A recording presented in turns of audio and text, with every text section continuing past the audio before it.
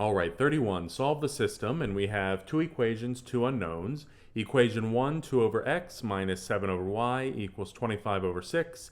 And equation 2, 4 over x plus 2 over y equals 1 over 3.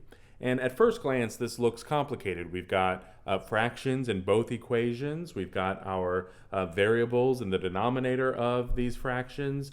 And so what looks complicated at first glance will end up being simple if we do one step in particular, and that's going to be clearing the fraction.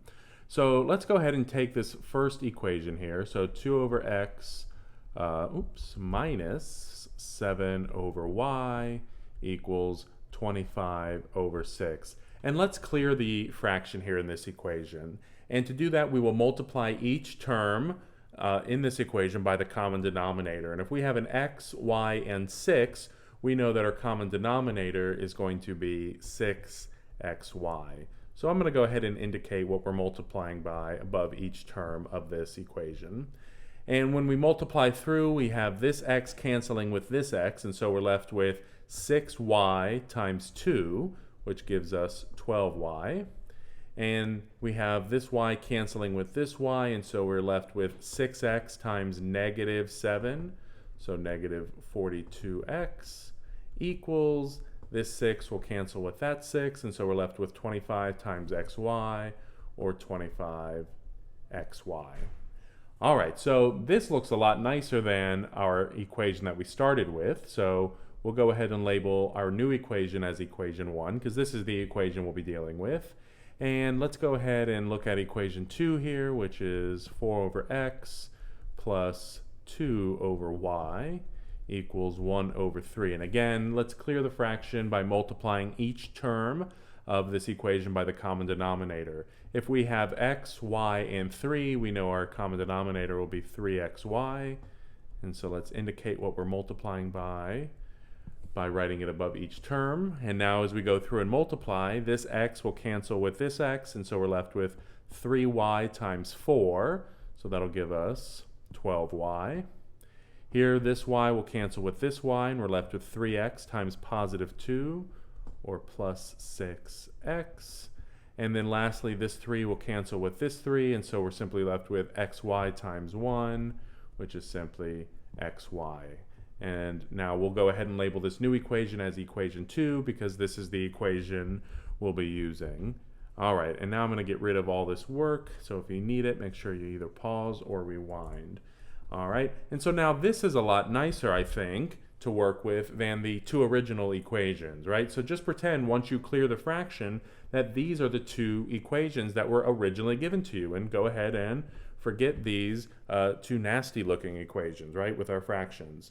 And so we know that if we have two equations and we're trying to solve the system, we can either go ahead and use substitution or elimination, whichever your preference is, unless the directions, of course, explicitly tell you to use one method or the other. In this case, I think I'm going to go ahead and use elimination. So let's go ahead and let's get rid of the y's. And we know that we want the coefficient in front of the y variable to be additive inverses of each other. So if we multiply this top equation by negative 1, we'll be able to have negative 1 times 12y is negative 12y. Negative 1 times negative 42 gives us positive 42x. Negative 1 times positive 25xy gives us negative 25xy.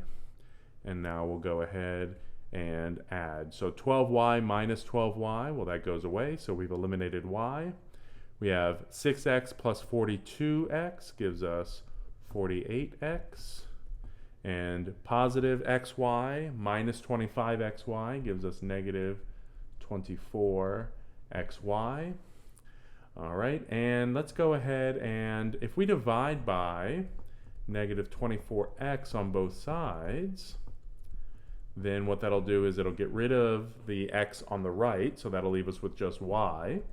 And here on the left, 48 divided by negative 24 is negative 2, and of course those x's cancel. So we've just solved for y. We have y equals negative 2. All right.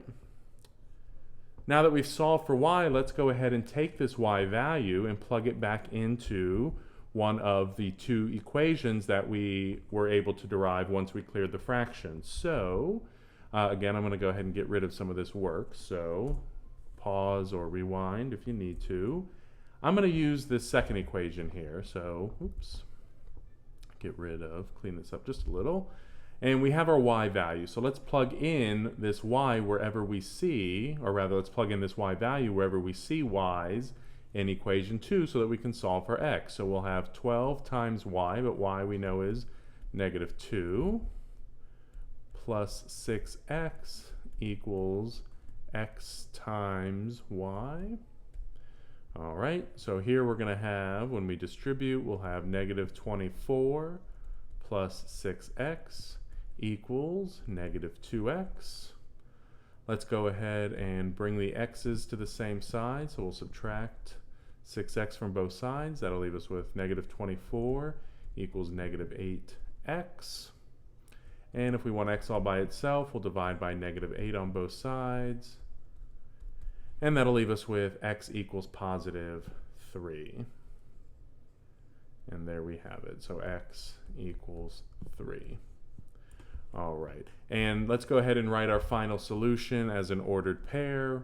So x comma y. And it's always a good idea, of course, to plug this back into the original equations to solve each equation and make sure you get a true statement. Remember, the solution you come up with has to work in both equations of the system in order to be a solution to the system. So definitely get in the habit of taking this solution that we came up with, plug it back into both of the original equations, and make sure it checks out.